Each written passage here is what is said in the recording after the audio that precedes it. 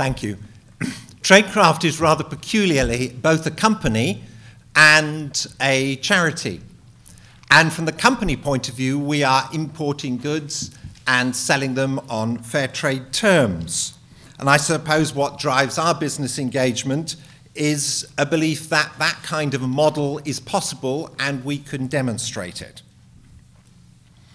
Is business transforming development for better or worse? Well, let's think first of all about income and the share of income that goes to different parties along the supply chain from producers in developing countries to consumers here. Where companies are looking for raw materials, there is a very important issue of rent. There is money, rent available if you can get control of those raw materials, and how that rent is divided between the country itself, between the company, within the country, between the elite and between citizens and workers, is a matter that is essentially a matter of power and choice.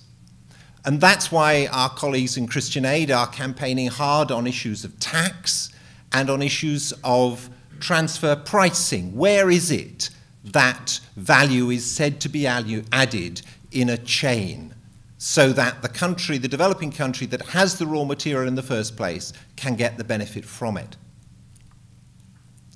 The second way in which the share of income is determined concerns things like wages and the amount that is paid to a peasant producer. Now, this also is, at least in part, a matter of power. And it's a matter of expectations. If we can create the idea that companies ought to pay a living wage, then the negotiation between company and worker gives the worker that much more power. If the workers themselves can be organized under freedom of association rules that the ILO has put forward, then they will also have more power and stand a chance of getting more out of the relationship.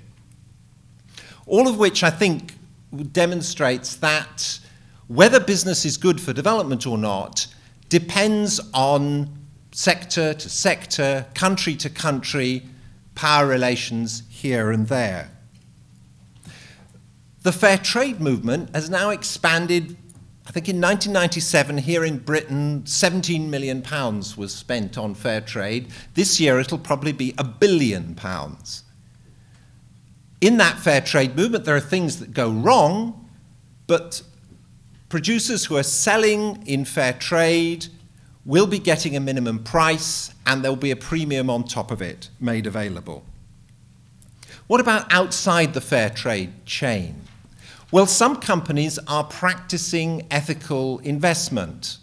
One of the things that we have done in Tradecraft is to work with the Chartered Institute of Purchasing and Supply on what constitutes good purchasing practice if you are a company buying from developing countries. And it involves things like giving reasonable lengths of contracts, keeping to your contract, not reducing the price after you've signed it, and various fairly obvious things like that, and some things which are not so obvious, which makes life easier for a supplier. Now, it does seem as though it is possible to construct a model where you do pay reasonable wages and you can import large volumes from developing countries of things like garments and sell them in Britain. It seems to be possible. But many companies don't do that. Many companies are laggards rather than leaders in this field. And for those companies, the problem is precisely, as Professor Sigzits was saying, to align their incentives so that they have to. And this is one reason why we have been arguing for better regulation. And for example, in the case of the supermarkets, we in Tradecraft have been arguing, and I'm pleased to say that the coalition government has agreed, that there ought to be an ombudsman for suppliers to supermarkets to go to and say we have not been fairly treated. and then the Ombudsman can rule one way or the other. And those suppliers shouldn't just be the National Farmers Union British farmers, but that Ombudsman should be available to developing countries' suppliers as well. And that's something that we'll be campaigning for, and if anybody cares to send further postcards to the government to encourage them to get on with it, that would be very welcome. The last thing I wanted to say was to go back to this question about, is business transforming development for better or worse? And that is that development is not just about income. And this is something that, again, Professor Stiglitz has worked on. There's much more to people's well-being or happiness than their income. There are issues of status, of community, of relationships, of all sorts of other things which we know make people more or less happy. Now, in some cases, business involvement has created big changes in this. For example, in the Bangladesh garment industry, women who previously were confined to their homes have been able to go to work in the garments industry, to associate together, and to acquire a wholly different kind of status. Viewed from here, that looks like a very positive development which business delivered.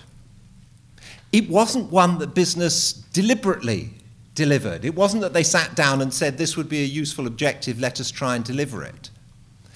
And that's why it seems to me very important that when we look at these broader issues of values that matter to people, those too have to be, businesses have to have incentives that will lead them to deliver those as well.